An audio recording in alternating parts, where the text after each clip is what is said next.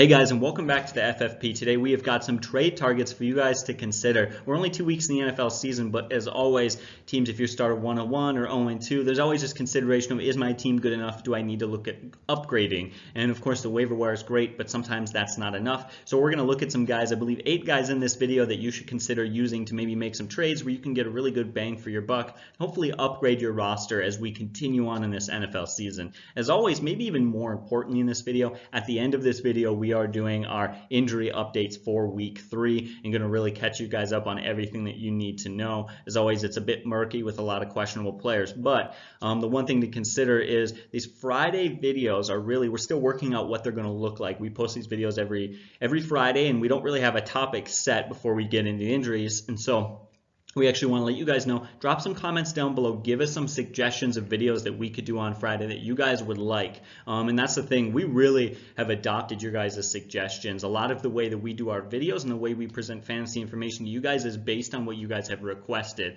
A lot of people don't know when we started this channel, we would do start-sit videos, but we didn't cover every game and we didn't cover every player.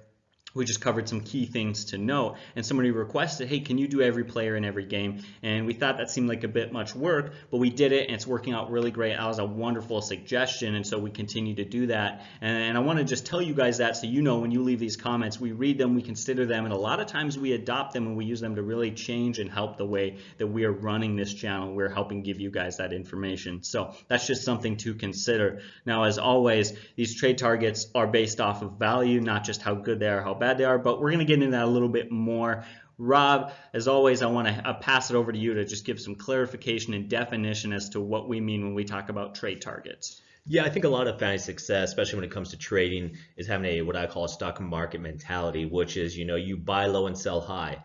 So these are trade targets, players whose current value is lower, players that you can get cheaply, but we believe our best days are still ahead. They've got a lot of production out there that they're going to continue to get better. So this is the time to grab these guys. So let's just get into our first player if you're ready. Yeah.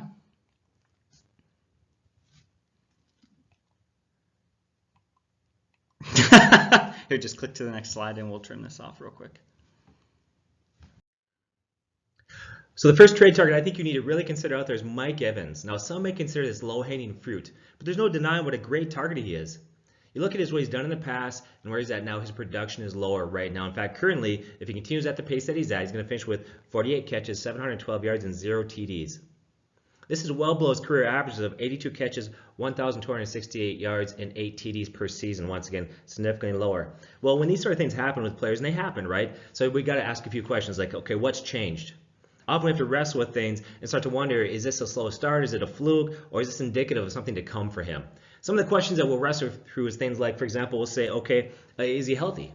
Well, Mike Evans is. There's no health issues there, okay?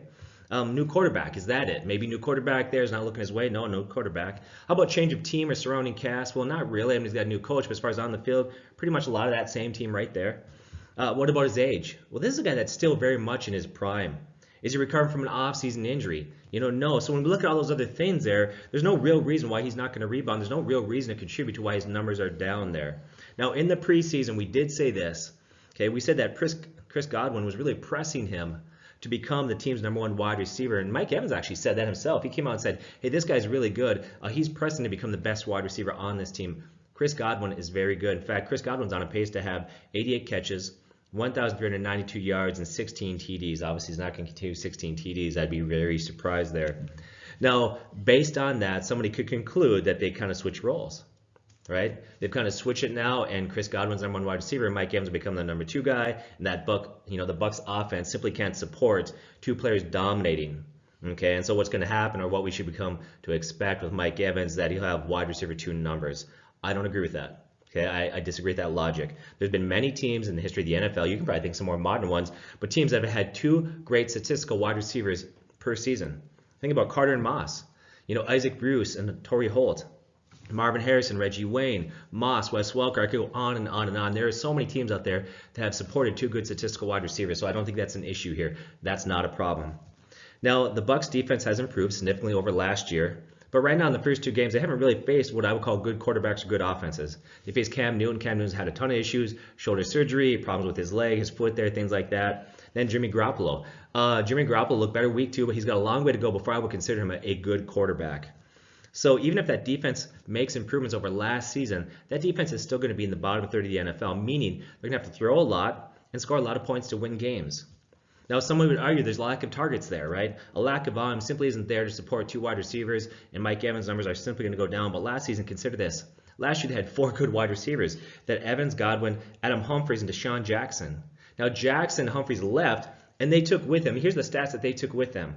They took a total of 174 targets for 117 catches, 1,590 yards, and 9 touchdowns in an offense that already had Mike Evans and Chris Godwin. And they both had solid years. So the volume is simply there. I don't think that's an issue. Okay, I think the volume is going to be there. Don't sweat it. I think Chris Godwin's going to have what I would call the Julio Jones, Calvin Ridley effect on Evans. Here's what I mean by that. If you look at Julio Jones in his career, he struggled to find the end zone. If you look at how talented he is, and he's only had one season where he had double-digit touchdowns. He's always been lower on the touchdowns. Last season, through the first 7 games, that trend continued. Through the first 7 games last year, Julio Jones had 0 touchdowns. But since then, in his last 11 games, he's had 11 touchdowns. He's now finding the end zone all the time. What changed? I think the emergence of Calvin Ridley. Calvin Ridley comes in there, first-round pick. First 3 games, he has 6 touchdowns.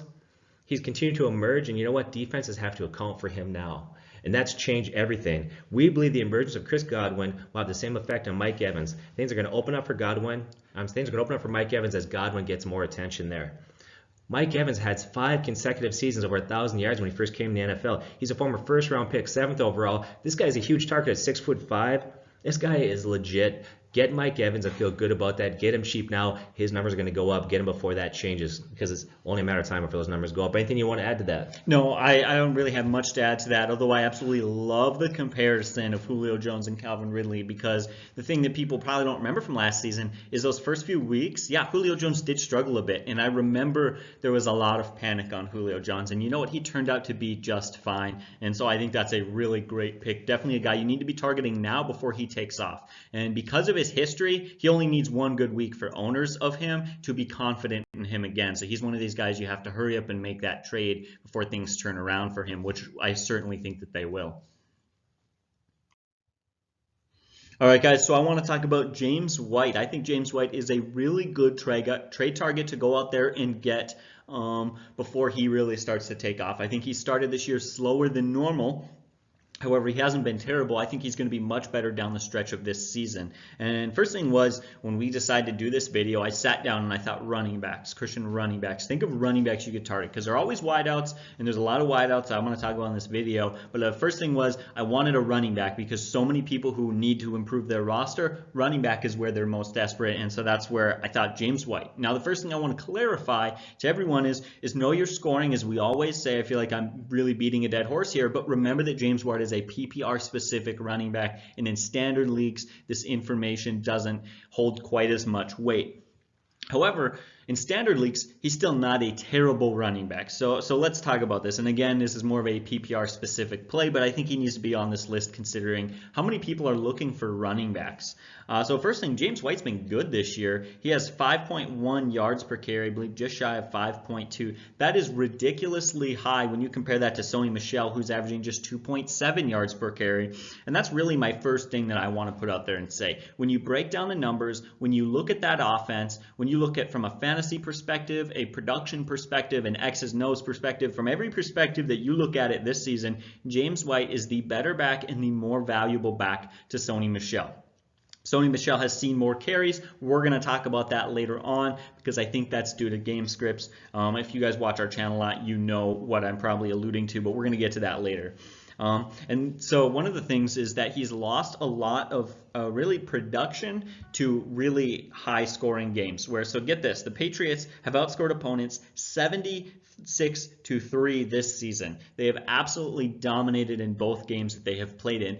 That's not going to continue. I don't care how good the New England Patriots are, because you guys, if you watch our channel, you know we love the Patriots. I'm very impressed with what they do every year, but no matter how good you are, you're not going to keep that pace up. You're just not. The games are going to be closer, and they're going to be more competitive. And so that's something I think has hurt James White. As the more valuable running back, You take him out in those big games, you are not going to make this guy have 20, 25 touches, wear him down, and injure him before the playoffs. You're not going to do that if you're the Patriots. You're destroying teams. You just put your backup in. Why not? And that really seems to be Sony Michel.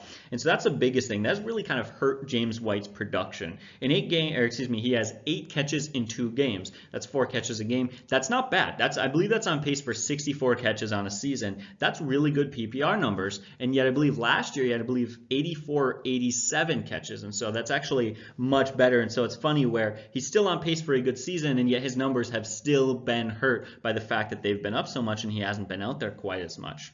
Now, for those of you who don't know, another thing to consider is really an update on Antonio Brown, who is now not playing for the Patriots anymore. Sounds like he was intimidating this person who was accusing them, saying some things, and so the Patriots just said, we're going to get rid of him, we're going to move on. We're not here to talk about that. The fact of the matter is Antonio Brown leaving puts a lot more that they need, right? There's a lot of production there that they're going to have to replace, and that's probably a lot of that's going to go to James White, who has been insanely productive. 5.1 yards per carry. We talked about that earlier. 9.4 yards per reception. His metrics this year are through the roof. He just hasn't been seeing enough touches. And then, of course, last year he had 13 touchdowns. This is a guy who could have easily 10, 8-plus touchdowns. This guy's going to find the end zone as we get down the stretch and the Patriots play in tougher matchups. Again, I think this one's pretty straightforward. I don't think anyone needs me to remind them how good he was last year. I don't think anyone needs me to tell you that Sony Michel's 2.7 yards per carry is horrendous. I think James White is the clear cut back. Trade for him now before he starts to have big fantasy days as they start to use him more in closer games. But that's all I've got to say on James White. Rob, if you don't have anything to say, we can move on, or do you have any thoughts on that? Yeah, no, I agree with you. I actually had James White in the league. I was getting a little concerned with all those weapons in New England when Antonio Brown left today. That helped me take kind of a deep breath and feel a little bit better about James White. You're right, he's great. I know Rex Burkett's getting a lot of touches there, and people are getting worried. They're doing that because obviously he is the inferior player to James White. You're not going to risk it. Everything you said I think was spot on. He's going to get better, but grab him now before those numbers start to go up and owners begin to hold on to him tightly. So my next trade target is Todd Gurley. I know a lot of you are not going to like this. I've heard it before. You haven't liked some things said about Todd Gurley. But he's a guy that you can buy low right now because his value is low. In fact, it was low in the offseason. Knee issues became a concern. People were scared. And then after week 1, they became really scared when Brown came out and vultured 2 touchdowns. In that first half, he actually out-carried Todd Gurley, right? But after week 1, we told everybody, don't panic. A lot of people didn't listen to us, though. They went ahead and they grabbed Brown, assuming that Brown and Gurley were going to have like an even split in carries, and that was going to be a running back by committee. And they took a blow to they got almost a 0 from Brown in week 2. Now, I want to say this before I get into why I think that Todd Gurley is a guy that you should trade for. Is his knee a concern? Yes. I've heard a lot from all you guys out there. You guys are saying, well, his doctor said this, and he has arthritis, he's getting shots. I get all that. I'm not stupid. But here's the thing. Last time I checked, and correct me if I'm wrong here, I think he still plays football, right? He's still a running back for the Rams? I think that he is. So I get that. I get that his knee is a concern. Okay, but don't overreact. Well, you know what the thing is, the very same people who are making those concerns, because this was funny. Somebody was talking about Todd Gurley and he's nervous about his knee. I looked at his roster. His number 2 running back was Matt Breida. Matt Breida had a good week last week, but I tell you what, I'd rather take some knee concerns with Todd Gurley than Matt Breida as my number 2 running back. And this is the thing where at this point in the season, if you're trading for a running back like Todd Gurley, it's because you need to improve your running backs. And you know what? With trades, you're going to have to accept some risk. And so I think that's something that people have to just accept moving forward. They do, yeah. Everything carries risk, right? But I think he's one worth taking a chance on. Okay, yes, he has a knee issue. I get that.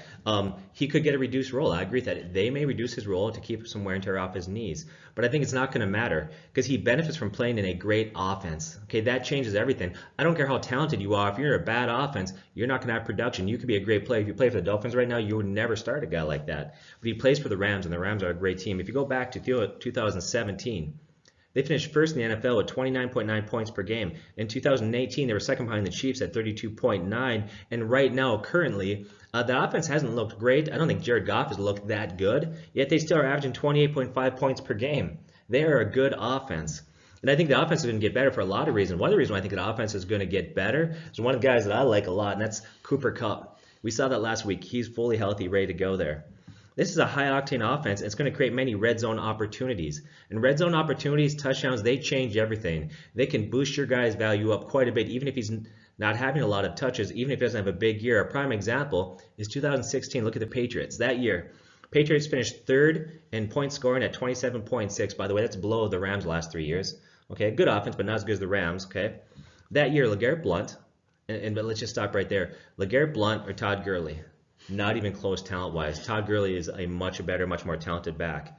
But that year, LeGarrette Blount finished with 18 touchdowns, even though his yards per carry was 3.9, not very good.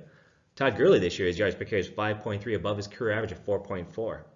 That year, Blount finished 7th in fantasy points among running backs in standard leagues, and he was 15th that year in PPR scoring. Even though Blount's hands were terrible, he finished with 7 catches for 38 yards. So obviously, the touchdowns carried him even in PPR scoring leagues. Will they reduce Gurley's role? I think they're going to reduce his role. I really do. I think they're going to limit some of his carries. He won't get as many carries he did in the past. But I'm going to look back to last year. Okay, the last 8 games of 2018, they started to reduce his role. They started to kind of reduce his carries. During the last 8 games, he averaged 16 carries per game, down from 22 carries per game earlier in the season. Okay, and by the way, his 16 carries per game is about what he's getting right now, just so you know, just kind of put that in perspective for you. During those games, he had 10 touchdowns in 8 games, and he averaged 120 total yards per game, even on limited touches. Now, after week 1, we said, don't worry. We said, relax, don't worry. He's going to be fine. He had a solid week 2. He had 67 yards, 3 catches, and he had a touchdown. Not a great game, but definitely a solid game. Yes, his knee carries concerns, carries risk. I agree with that, but his ceiling is so high. Okay, with the type of talent that he has, he's a guy that could become the #1 fantasy scoring back. Now, I want to say this. I'm not saying he's going to be the #1 fantasy scoring back. I'm simply saying that he has that type of talent. When he plays, he's on the field, this guy can be electric at times. His ceiling is so high that he's worth the risk, and there's value there. I think another thing that bodes really well for him is that he has some great matchups coming up. Faces the Browns, allow the 4th most points to backs. He faces some weaker run defenses in Tampa Bay, Atlanta, Cincinnati, Pittsburgh, Arizona. I think that bodes well for him there. And I noticed in week 1 he got stronger as the game went on. I think some of that could be, I would like to call rust from the preseason. And when it counted late in the game, when it mattered, do you know who was getting the ball for the Rams? Todd Gurley. Obviously, the coach trusts this guy. He's their go-to running back there. Now, I will say this. If you make a trade for Todd Gurley, it'd also probably be wise for you to make a move to try to get Brown also. I get that it's wise to handcuff. But with that said, I think you get Todd Gurley low. I think he's got a high ceiling, a lot of potential. Yes, he carries a little bit of risk, but he's also a guy that's talented enough to end up top 5 in running back scoring, and I think it's worth taking that shot. Well, I completely agree with you. Somebody said to me the other day as we were talking about this, I just love to talk fantasy, and so they said, well, you know, we're going back and forth, and they're like, well, can he keep his touchdown numbers up if his carries and his targets, if he has a little bit lower volume in touches, can he keep his touchdowns up? And I would have to say yes. We have a very talented running back who can run and catch and is in a high-powered offense. Who does that make me think of? Exactly identical running back is Alvin Kamara. His touches aren't as high as some other running backs, but his touchdowns are high because of the way he's used, because of his versatility. And you know what? That might be a little bit of how Todd Gurley shifts this year, a little bit less volume, but I don't think that his touchdowns are going to take a hit. And so I love this pick. I don't remember exactly what his touchdowns, his scores per touch are for Alvin Kamara. I wish that I would have known that you were talking about Todd Gurley, but yeah, Todd Gurley is great. Take advantage of people's concerns, and really you could hit a home run on this trade. All right, so this seems like the weirdest thing, and I can't believe I'm going to do it. Juju Smith-Schuster, I think, is a trade target you got to go after. I sound like a lunatic after he just lost his quarterback in Ben Roethlisberger, but I tell you what, now is the perfect time to go after this. For starters, dynasty leagues. This guy's going to be fine next year and all the years to come. He is a young, super talented wide receiver, so now is dynasty, great time to capitalize, but there's a lot more to it. One, I love that he's a great wideout. We're not waiting for this guy to get good. This guy's been good for a while. In fact, he has 18 touchdowns since the start of the 2017 season. That is tied for 8th among all NFL wide receivers. That is great numbers right there. And you know what? People were a little bit disappointed about how he's played so far this season, but he hasn't played bad this season. So he goes out, he has 8 targets, 6 catches, 78 yards in week 1. Then he has 8 targets, 5 catches, and 84 yards in week 2. Yeah, he hasn't found the end zone, but one thing that I was really looking at it is you can look at DeAndre Hopkins, you can look at Michael Thomas, you can look at any elite wide receiver you want. 2-game stretch without a touchdown is actually fairly common. It happens. I don't care who you are. Back-to-back games without a touchdown is not that obscure. Even guys who have monster seasons with 12-plus touchdowns, even they have games like that. And yet, when we just look at the targets and catches and stuff, the numbers are there. He's on pace for 128 targets and 88 catches and just shy of 1,300 yards. He's on pace for 1,296 receiving yards. Those numbers look great. Those numbers are awesome. And so now I have to address the elephant in the room. The big question is, how is Mason Rudolph going to play, and how is Juju Smith-Schuster going to perform in that situation? I think he's going to play just fine. First thing we have to know about last game, he had 5 catches for 84 yards, but he was actually having a fairly quiet day until Mason Rudolph came in, and then late in the game he had a 45-yard catch from Rudolph. And so I think that's good to see. I was really nice, gave me a lot more confidence in Juju Smith-Schuster. In fact, the way Rudolph played as a whole gave me a lot more confidence. Let me read off his stats from last game. He completed 12 passes out of 19 attempts. That's a 63% completion percentage. That's not bad. He had 112 passing yards, 2 touchdowns, guys, and a 92.4 passer rating. A 92.4 passer rating. That's better than Ben Roethlisberger had when he was throwing to Antonio Brown. That's good numbers. Mason Rudolph looks like a mature quarterback.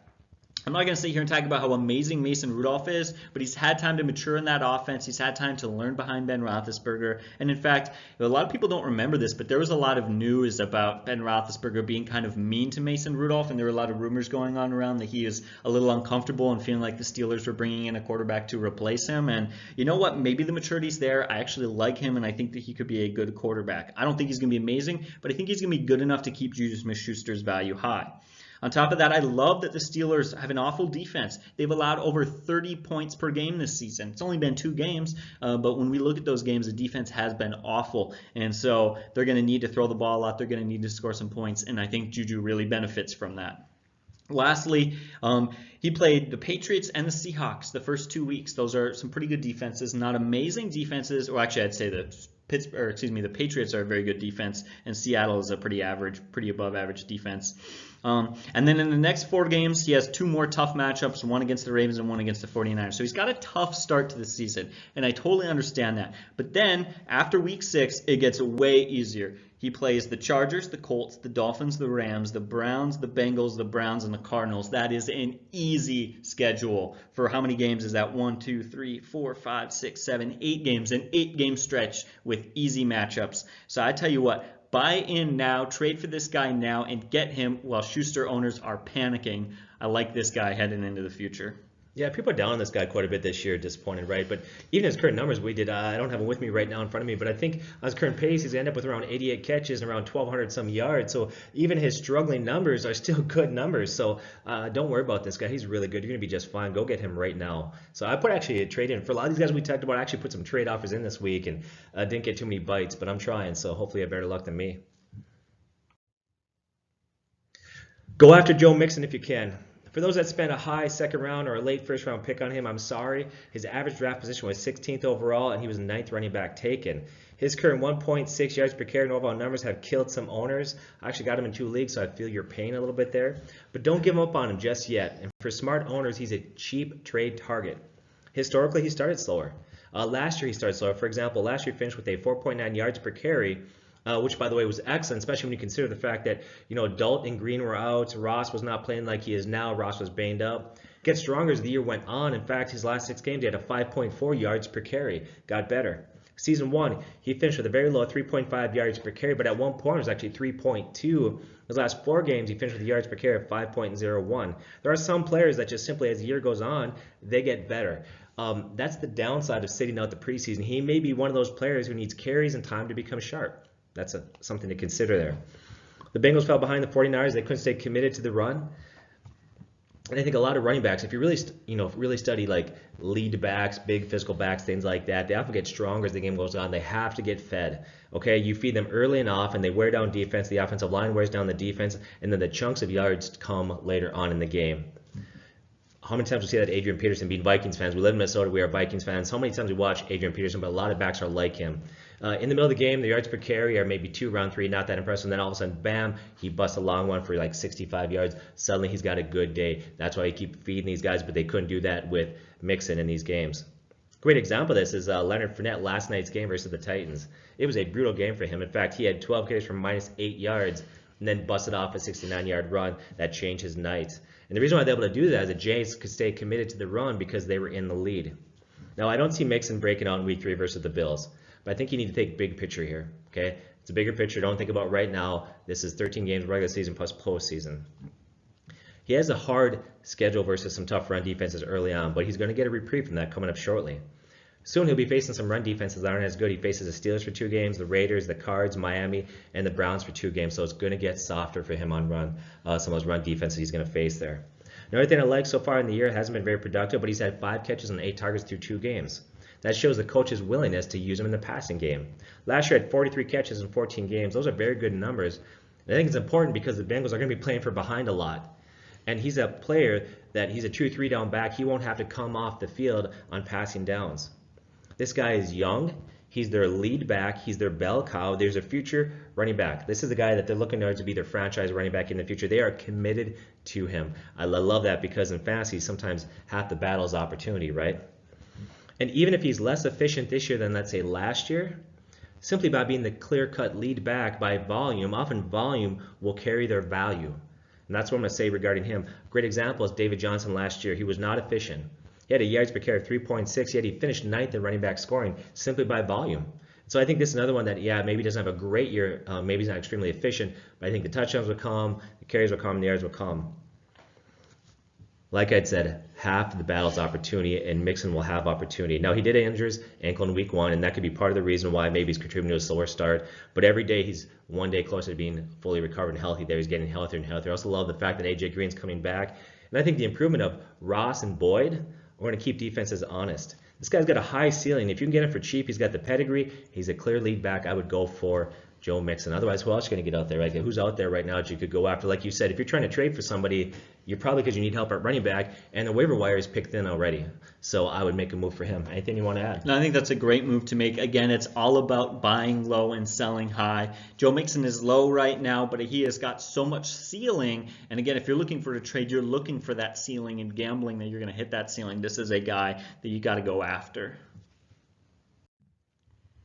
All right, so David Montgomery. Now, this is a simple one. I know a lot of people are going to go, duh, I'd love a young stud running back, but I wanted to cover him anyways. And one was because I wanted just a simple one to remind people that he's been good. I think he had a slightly slower start. And what happened is we get a little bit spoiled from these young running backs. Ezekiel Elliott comes out, Saquon Barkley comes out, and these are guys who Game 1, they're scoring multiple touchdowns a game. They're getting 10 catches. They're dominant. They're insane. Not every running back can start that way. And so, you know, he comes out his first week, he has 6 carries for 18 yards, 3 yards per carry. Not really great. And a lot of people are thinking that offense is struggling. The offense was bad. They scored just 3 points against the Packers. There's a lot of concern. But you know what? First things first, they went from 3 points in week 1 to 16 points against a good Broncos defense in week 2. I think that offense is going to continue to mature. For whatever reason, Mitchell Trubisky has really struggled at the beginning of this season, and that's been a big problem for that team as a whole. However, it was the same thing that happened last year, and they finished the year as a very good offense. And so I don't know what it is, but hopefully, again, Matt Nagy and Trubisky will be able to work some things out and do what they did last season and really pick things up again. And so that's one really good point, that that offense has struggled more in the last 2 games than they're going to struggle the rest of the season. But then he comes out after a mediocre week 1 where he shows that, hey, he can be a pretty good back, and he gets more carries. He gets 18 carries for 64 yards and a touchdown. That production is great. And so I think you got to buy this guy before his production gets even higher than that. And so one of the reasons I like that 18 carries wasn't a fluke. One of the reasons he was able to get this extra role was because Mike Davis decreased role. In week 1, Mike Davis had 7 targets and 5 carries. And then in week 2, he had just 3. He touched the ball just 3 times, and that's because he's averaging a terrible 2.5 yards per carry. So he's playing bad, and Montgomery's playing well. Montgomery's really solidifying himself as one of those top backs. But one of the biggest things for me is not just that he's young, not that offense is going to get better, the fact that he's solidifying himself there. But one of my questions was, okay, He turns out to be the solid guy because I fully trust in this offseason. We thought he was the #1 rookie running back. I still stand by that as far as talent goes.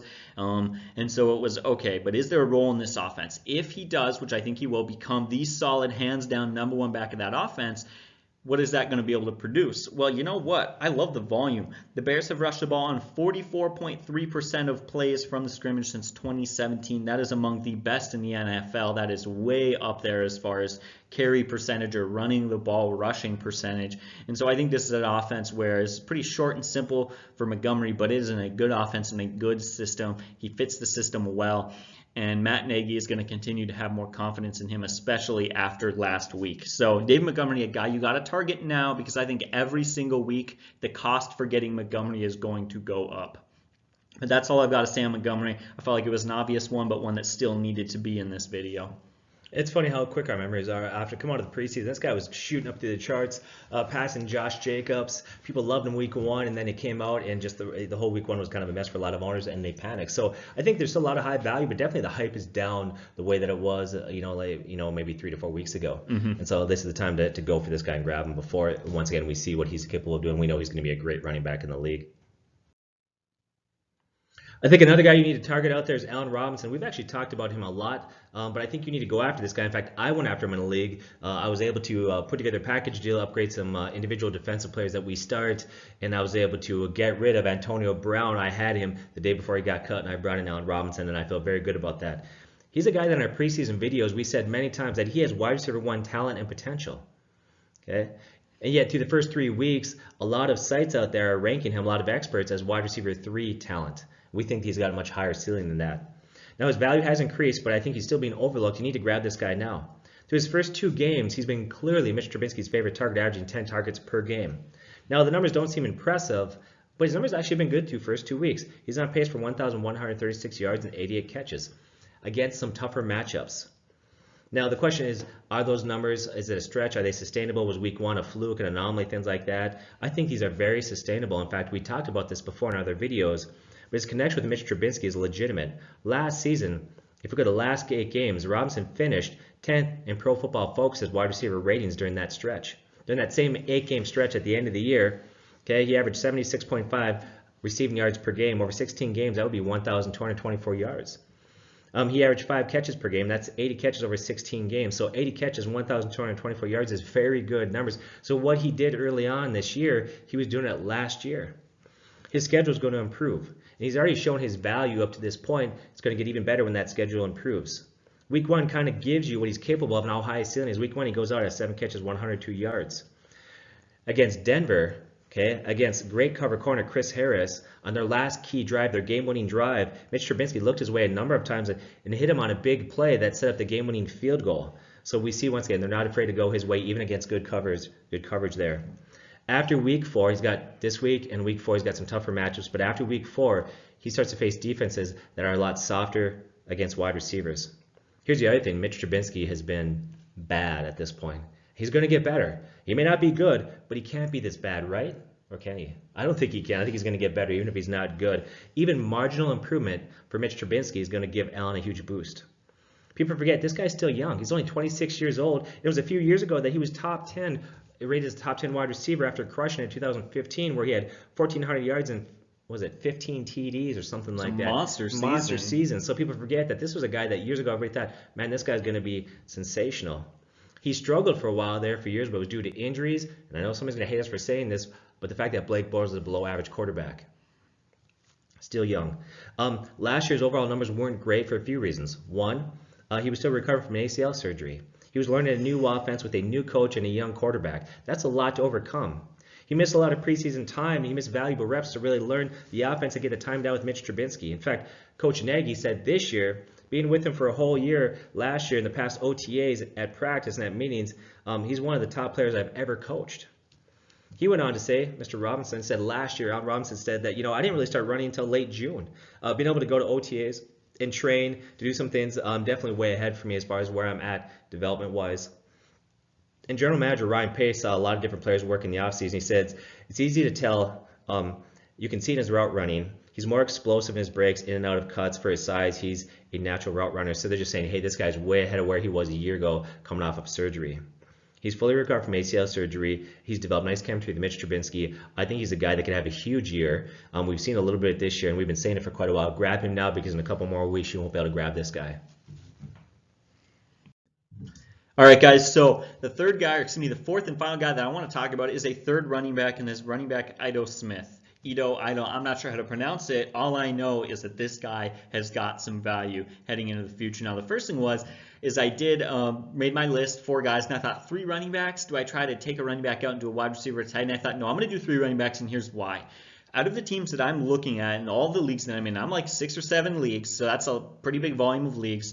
The teams that need to make trades the most are the teams that need a running back. If you're a little bit shallow at wideout, you can make a pickup, plug and play your third wideout, you'll be fine. If your RB2 is weak, there's no pickup out there that's going to fix your running backs. It's a trade you need to make. And so that's why I wanted to do so many running backs in this video. And Ito Smith, we're really liking this guy. I think he's got something special going forward. So he comes out game 1. He has 6 carries, 31 yards, 5.2 yards per carry. He had 1 target, 1 catch, and 9 receiving yards against the Vikings' good defense in a game where they got destroyed. But again, those 5.2 yards per carry, Ito Smith, he just looked good. He looked good in that game, but it was not enough for me. I needed to see a second game because, again, just 1 week, you can rely on just 1 week of stats. I never do that. And so what happened week 2? He gets 4 carries. He gets 2 less carries, but he has more yards. So he has 4 carries, 32 yards rushing with an insane 8 yards per carry. He also had 3 targets, 2 catches, and 13 receiving yards against the Eagles. He had a great day. When we've looked at everything that Smith has done this season, the production has been there. Last season, he was far from phenomenal last year, but he did take over in that role for Devonta Freeman, and he was pretty good, far from amazing. But he's stepped it up this year, and he looks like such a better running back this year. I don't know what it is, if he's more mature, if he's been working out, if he put weight on or gotten faster, but he looks better. And you know who doesn't look better, in fact looks a lot worse? Freeman. So get this. Ito Smith has 6.3 yards per carry on the season. Devonta Freeman, yards per carry is just 2.2. That's not below average. That's not bad. That's not even horrible. That is, you cannot play that guy. As a coach, 2.2 yards per carry is take this guy out. You cannot put him on the field. It almost tells the defensive guys that, hey, we'll just keep our 4 defensive linemen to stop the run, and we'll just put everybody else on the pass. Like, that's bad. But you know what? Yards per carry isn't the only metric that I love. Ito Smith has 7.3 yards per reception, and that's something I really like about him. He is really starting to take over that passing game a little bit. In fact, more than people are giving him credit for. So he had 1 target in the first game. He had 3 targets in the second game, which is a good sign. I'd love to see a third week where those targets go up. But get this, he has almost an entire extra yard per catch than Freeman does, where he is making more yards out of his catches. In fact, he's not just making more yards out of his catches, he's getting more yards out of his carries. Ito Smith has 4.6 average yards after contact. Devonta Freeman has just 1.4 average yards after contact. Everything that I've looked at statistically from this season says Smith is the better back, and it's only a matter of time till they begin committing to him as their RB1 over Freeman. So this is a guy that you need to go out and you need to get him now before that happens. Rob, I feel like you're just dying to say something. I love they put the yards after contact, because sometimes yards after carry or yards per carry can be a little deceiving. For example, if your team is falling way behind, the defense is in pass coverage, and the cornerbacks are deep, linebackers are playing off the line, look for the pass, and you call a draw play, that can increase his yards per carry, but not really indicative if he's running well. But yards after contact kind of show that it's not just he's in the right place. This guy, and we watched it. We've seen 2 weeks in a row. He just looks better. He looks more explosive, faster. You name it. He looks like he's right on the brink of taking over more carries and maybe eventually taking over that role. So yeah, I like And you know what I like about that is the other thing. For a guy to have big fantasy value, we talked about he's got to get touchdowns. All the top running backs are with teams, most of all the elite running backs in fantasy are with teams that can pass the ball, that can get down the field. We're talking about the Rams. We're talking about the Saints. Of course, now Brees is out. That's a bit of a different story. We're talking about, Saquon Barkley is great, although that offense has struggled a little bit. But a lot of those guys are really, their fantasy value is dependent on that offense as a whole.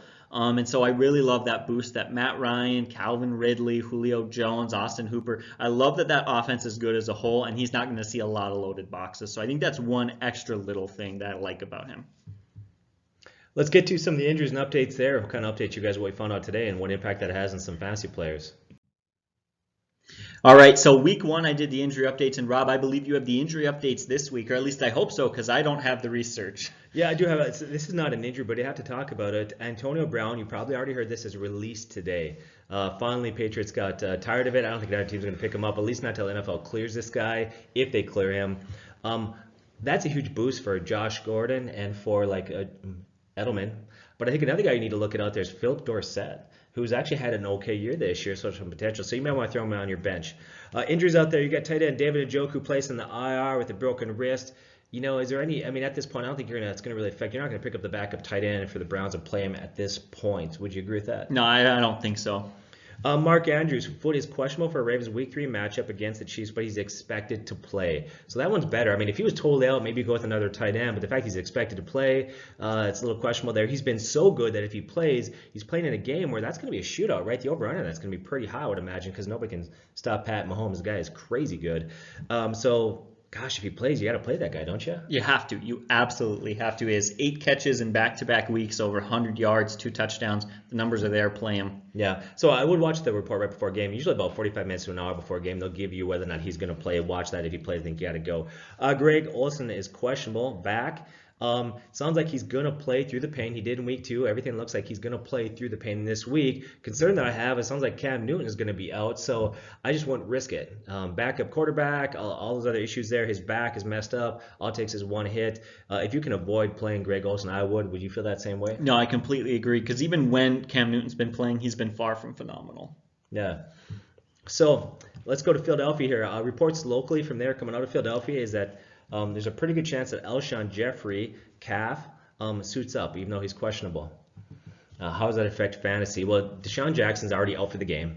And in last game with Deshaun Jackson out, Alshon Jeffrey out, the guy that benefited the most was Nelson Aguilar. Had a huge game. I actually like Nelson Aguilar this week. It does concern me a little bit if you want to start Aguilar with Alshon Jeffrey out. Do you play Alshon Jeffrey being questionable? That's not scary for me because all it would take to tweak it. I feel a little bit better almost starting Nelson Aguilar as like a wide receiver 3 and sitting Jeffrey just in case. It would be better for Nelson owners, though, if Jeffrey just sat in this one. So you're going to have to roll the dice. Goes back to what we've often said. It's based on your depth of your team, who your options are, size of your leagues, going to some things like that, how you go. Once again, I think I would sit Jeffrey this week. You could play Nelson Aguilar, but I think his value is a little bit lower now. So. A couple other guys, Marlon Mack, questionable for a Colts Week 3 matchup. Sounds like he hasn't really practiced much this week at all. Looks like he's not going to play at this point, but we'll have to watch and see. I think Nyheim Hines doesn't take over that role. I think Hines will stay in maybe a pass-catching role, third down back, things like that. The guy that could benefit, and I like this one as a sleeper play, that's Jordan Wilkins. He's actually looked really good in his yards per carry, so watch that. If he does play Marlon Mack, he's got a great matchup there. Gosh, I hate these questionable calves, things like that. They're so easy to tweak, but I think he's too good to sit. So would you play Mack if he shoots up? Oh, yeah, you have to. The production that he has had this year, and actually that offense has been a bit better than I expected. I think you have to play him if he suits up. Again, it's one of those situations of lower your expectations, but who has a running back that they can play ahead of Marlon Mack? Not many people. Yeah. Let's go running back for the Raiders. Josh Jacobs, he had a hip and an illness. He was questionable, but on the team's final injury report, he wasn't even on there. So he's going to suit up against the Vikings. Obviously, you're going to play him. He's very good. The problem with it is not the injuries. The concern, he's on the road against a very good Vikings defense at home. That, you got to lower your expectations. I actually have a league where I can sit him. And because but most people I think that have Josh Jacobs probably don't have 3 good backs. So you're probably going to have to play him, but lower your expectations there. So, what are you going to do? Sit him? Yeah. Probably not, but lower expectation. Tyrell Williams also not listed in the Chargers. Tyrell Williams, I put in here. I cut and pasted this, by the way. This is from a different site here.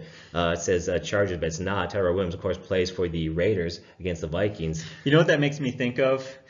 What if I have to tell you for the last time, Ron will read whatever you put on the teleprompter. By the way, Ron Birdie quote there. Yes, so Tyrell Williams of the Raiders, he's good to go. He'll play versus the Vikings. Concern is he's going to see Xavier Rhodes. And for me, that scares me. I'm going to sit him in a league that I own him. So, Devin Singletary hamstring is going to be ruled out for Week 3. So we need to tread carefully before we tell you the implications of this one here. The implications is the starting back for this game is going to be Frank Gore. Frank Gore. Some of you want to play him. Okay, I get that. You're in a bind. You want to play him. But here's the thing. Okay, I love Frank Gore. Great running back. Hall of Famer. He used to be very effective in the passing game, not anymore. He's just not very effective in the passing game. He will get a lot of carries, but he's got a 2.1 yards per carry for the year. So if you got to start this guy, I hope that you don't. I hope that you've got other options. I suppose you could play him in standard league, but he's a guy that's going to have to, he'll get you like 60 yards, and maybe you're lucky enough to get a goal line carry. But if not, you're looking at very low production there. So yeah, he's got an opportunity, but I don't feel very good about his age, his production, things like that. You got kind of lambasted over this thing this week, didn't you?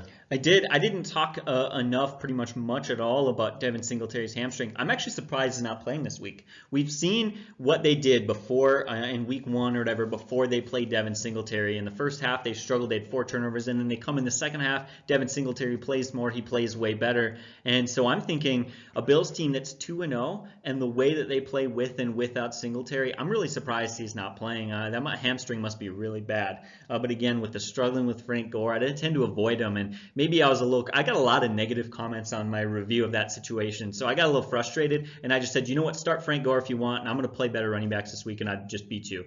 And my point is, I hope that you guys have better running backs. If you don't, you can play him, but this is why we really, going into drafts, push and push and push and beat a dead horse and constantly talk about, make sure you're getting good running backs, because I don't think you want to be stuck with Gore this week.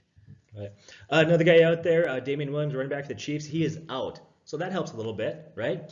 And then Sean McCoy, who's been banged up, is questionable. Sounds like he's going to play, but reports out of Kansas City are he's going to play, but they're going to be cautious about overloading him. They're going to keep his workload lower, and that means that a guy like Darren Thompson could get some carries there. Problem is we don't know how much less carries he's going to have. There's so many question marks there. Even Darwin Thompson could be a sneaky start. I still think that he's a running back that you can't trust. I think you probably need to play LeSean McCoy if he plays because he's in a great offense and he's going to get carries. But I think for me, he's in that bubble of what I would call a running back 2-3. You start him if you're in deeper leagues or if you have a flex play there. Anything you want to add? Because you got actually McCoy and Damian Williams. So this is kind of good news for you that one goes down. Yeah, so in the league that I have, LeSean McCoy and Damian Williams, I've got Dalvin Cook, I've got David Johnson, I've got David Montgomery, and I've got Devin Singletary. So I'm loaded at running backs, and I'm not going to be playing McCoy this week. But that's because I've got Johnson and Cook, right? So I'm set in that. But a lot of you are going to start LeSean McCoy this week, and I'll tell you why. I don't think he's going to have a lot of volume in plays. He's going to do a lot of injured wide receivers will go out there as a decoy. I think that they're going to throw the ball out, as the Chiefs do, and LeSean McCoy is going to go out there as a decoy. He's going to line up in the backfield, and he's probably not going to do much. But he's going to do a little bit. They're going to use him in the red zone. They're going to use him when they need to run. His volume in targets and carries is going to be down. That offense is too high-powered, and as he's finally the only, finally that Williams is out, he's finally really the only back there. I think you have to play him this week. I really do. Marquez Brown-Foot was held on practice Friday. He's going to play. This is kind of what they've been doing with him to kind of keep him healthy. He's going to go. You got to play this guy. Jimmy Graham groins are reportedly expected to be available for the Packers in Week 3 against the Broncos.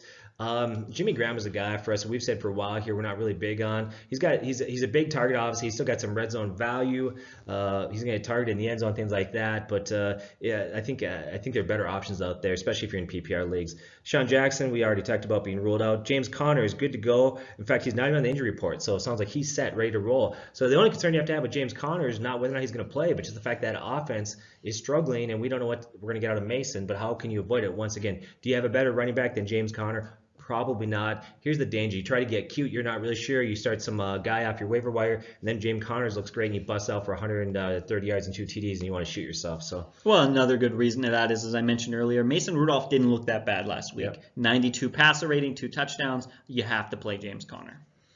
Jordan Reed, concussion, remains sidelined on Friday's practice. Looks like he's not going to play, but he's been a disappointment anyways. I hope you're not depending on Jordan Reed. Even if he does play, he's a guy I'd probably sit.